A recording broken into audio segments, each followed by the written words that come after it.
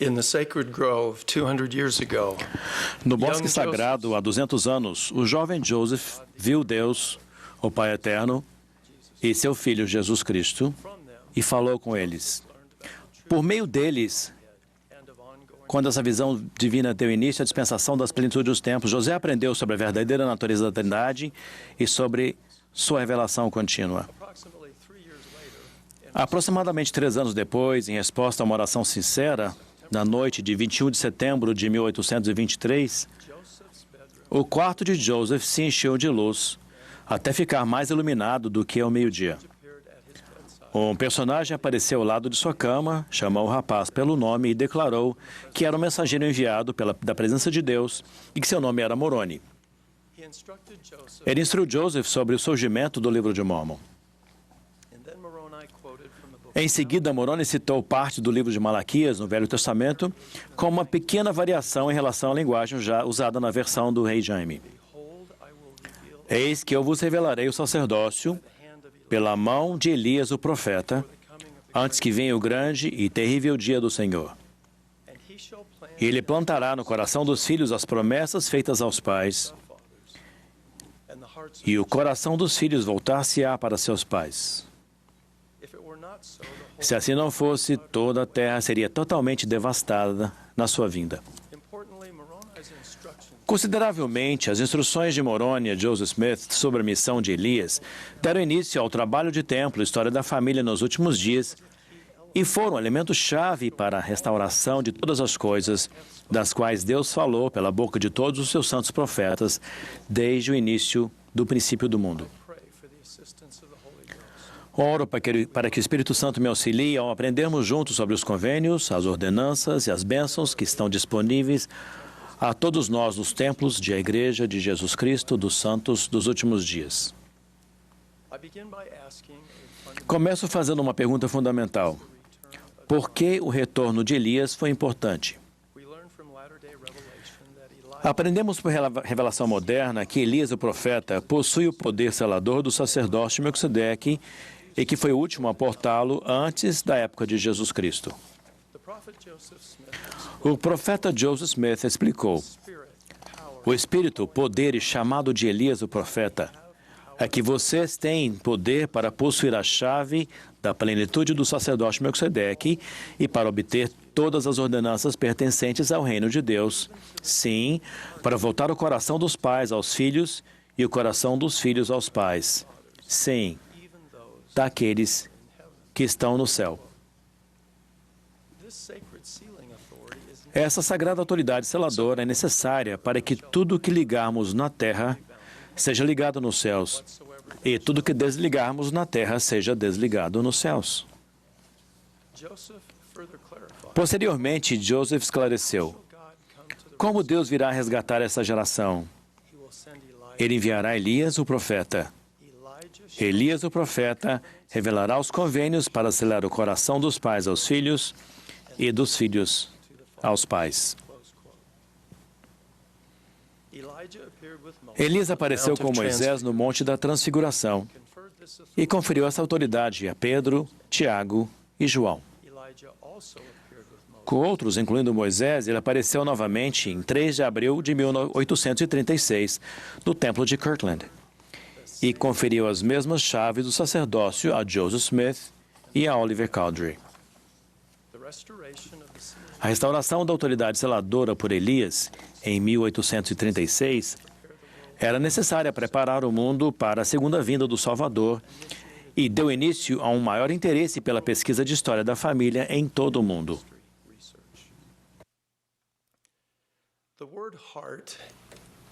A palavra coração é usada mais de 1000 vezes nas obras padrão. Essa simples, mas significativa palavra frequentemente denota os sentimentos interiores de uma pessoa. Nosso coração, a soma de nossos desejos, nossas afeições, nossas intenções, nossos motivos e atitudes definem quem somos e determina o que seremos. E a essência do trabalho do Senhor é mudar, voltar e purificar corações por meio dos convênios do Evangelho e das ordenanças do sacerdócio. Não construímos templos nem vamos ao templo apenas para termos uma experiência individual ou familiar memorável. Na realidade, os convênios recebidos e as ordenanças realizadas nos templos são essenciais para a santificação de nosso coração e para a definitiva exaltação dos filhos e das filhas de Deus. Plantar no coração dos filhos as promessas feitas aos pais, sim, Abraão, Isaque e Jacó, voltar o coração dos filhos a seus próprios pais e realizar a pesquisa de história da família e as ordenanças vicárias do templo são trabalhos que abençoam as pessoas em ambos os lados do véu. Ao nos envolvermos profundamente nesse trabalho sagrado, estaremos obedecendo aos mandamentos de amarmos e servirmos a Deus e ao próximo. E esse serviço abnegado nos ajuda a verdadeiramente ouvir o Senhor e nos achegar ao Salvador. Os convênios e ordenanças mais sagrados dos sacerdócios são recebidos apenas no templo, a casa do Senhor.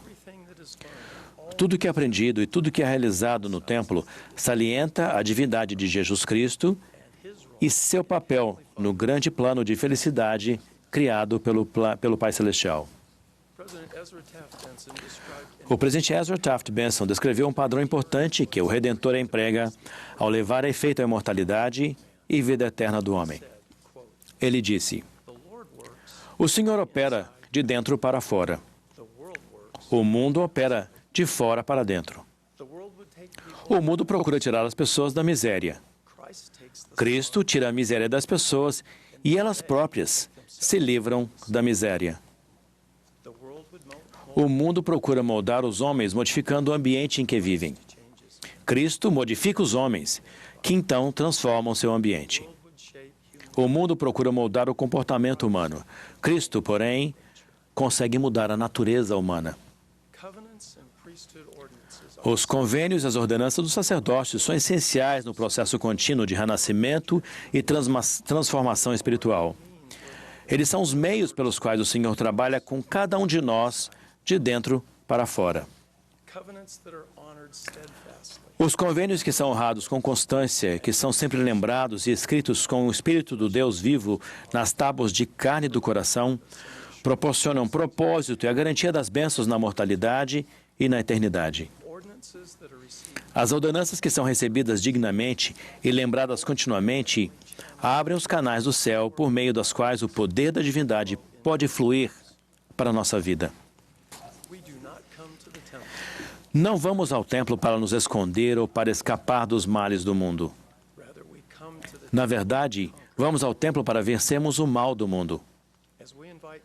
Ao convidarmos o poder da divindade para a nossa vida, recebendo as ordenanças do sacerdócio e fazendo e guardando convênios sagrados, somos abençoados com uma força que excede nossa própria força para superarmos as tentações e os desafios da mortalidade e para fazermos o bem e nos tornarmos bons.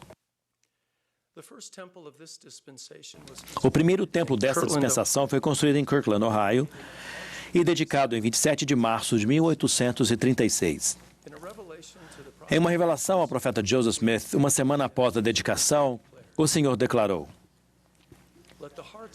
"Que se regozije o coração de todo o meu povo, que com sua força construiu esta casa ao meu nome. Sim, o coração de milhares e dezenas de milhares grandemente se regozijará em consequência das bênçãos que serão derramadas e da investidura com que meus servos foram investidos nesta casa. E a fama desta casa espalhar-se-á por terras estrangeiras. E este é o princípio da bênção que será derramada sobre a cabeça de meu povo." Preste atenção às frases: "O coração de milhares e dezenas de milhares grandemente se regozijará, e a fama desta casa espalhar-se-á por terras estrangeiras." Essas foram declarações deslumbrantes em abril de 1836, quando a igreja tinha apenas uma pequena quantidade de membros e apenas um templo. Agora, em 2020, temos 168 templos em operação. 49 outros templos estão sendo construídos ou foram anunciados. are being constructed on the Isles Casas do Senhor estão sendo construídas nas ilhas do mar e em países e locais anteriormente considerados por muitas pessoas improváveis de receber um templo. The endowment ceremony A cerimônia da investidura é atualmente apresentada em 88 idiomas and will become e estará disponível em muitos outros idiomas à medida que os templos forem construídos a fim de abençoar mais filhos de Deus. the next 50 Nos próximos 15 anos, o número de idiomas em que as ordenanças do templo estarão disponíveis vai provavelmente dobrar. this year we will break Este ano vamos fazer a abertura de terra de 18 templos e dar início à construção deles. in contrast. Em comparação, foram necessários 150 anos para construirmos os primeiros 18 templos, desde a organização da igreja em 1830 até a dedicação do Templo de Tóquio, Japão, pelo presidente Spencer W. Kimball em 1980. Consider the hastening of temple work Pensem na aceleração do trabalho do templo que ocorreu apenas durante o período da vida do presidente Russell M. Nelson. when President Nelson Quando o presidente Nelson nasceu, em 9 de setembro de 1924, a igreja tinha 6 templos em funcionamento. when he was ordained an Quando ele foi ordenado apóstolo, em 7 de abril de 1984, 60 anos mais tarde, havia 26 templos em funcionamento, um aumento de 20 templos em 60 anos.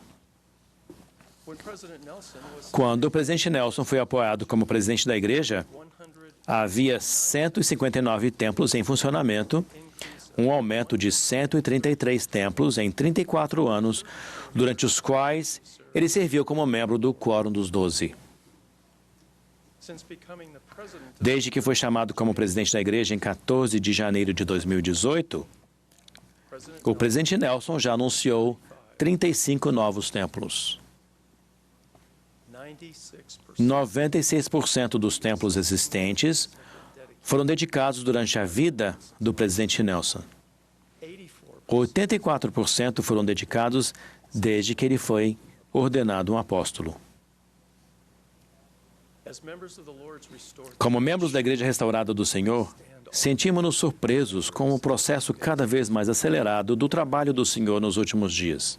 and more temples are coming. E mais templos estão por vir. Young prophesied, quote, Brigham Young profetizou: to accomplish this work, para que seja realizado este trabalho, é preciso que haja não apenas um templo, thousands of mas milhares deles, thousands and e dezenas de milhares de homens e mulheres entrarão nesses templos e oficiarão por pessoas que viveram em épocas tão remotas quanto o Senhor nos queira revelar. understandably. É compreensível que o anúncio de cada novo templo seja uma fonte de grande alegria e um motivo para darmos graças ao Senhor. However, our primary No entanto, nosso foco principal deve estar nos convênios e nas ordenanças que podem mudar nosso coração e fortalecer nossa devoção ao Salvador, e não apenas na localização ou na beleza do edifício. the fundamental obligation As obrigações essenciais que repousam sobre nós, como membros da Igreja Restaurada do Senhor, são ouvir o Senhor e fazer com que nosso coração seja transformado por meio dos convênios e das ordenanças. E 2, fulfill joy cumprir alegremente a responsabilidade divinamente atribuída de oferecermos as bênçãos do templo a toda a humanidade em ambos os lados do véu. with the Lord's direction and Com sua orientação e ajuda, certamente cumpriremos essas obrigações sagradas. the prophet Joseph Smith declared O profeta Joseph Smith declarou: the building up of Zion a edificação de Sião is a cause that is é uma causa que foi do interesse do povo de Deus em todas as épocas. it is a theme upon É um tema sobre o qual os profetas, sacerdotes e reis falaram com especial deleite. they have looked Eles aguardaram com grande e alegre expectativa o dia em que vivemos. fire E inflamados com esse alegre anseio celeste, they have sung eles cantaram, escreveram e profetizaram a respeito de nossos dias, but they died without mas morreram sem vê-lo. it is left for us Foi-nos dado o privilégio de ver, participar, help to roll ajudar a levar adiante a glória dos últimos dias. the heavenly priesthood O sacerdócio celeste se unirá com o terreno para levar a efeito esses grandes propósitos. a work Uma obra que Deus e os anjos contemplaram com deleite nas gerações passadas, que inflamou a alma dos antigos patriarcas e profetas. Uma obra que está destinada a levar efeito à destruição dos poderes das trevas, à renovação da terra, à glória de Deus e à salvação de toda a humanidade.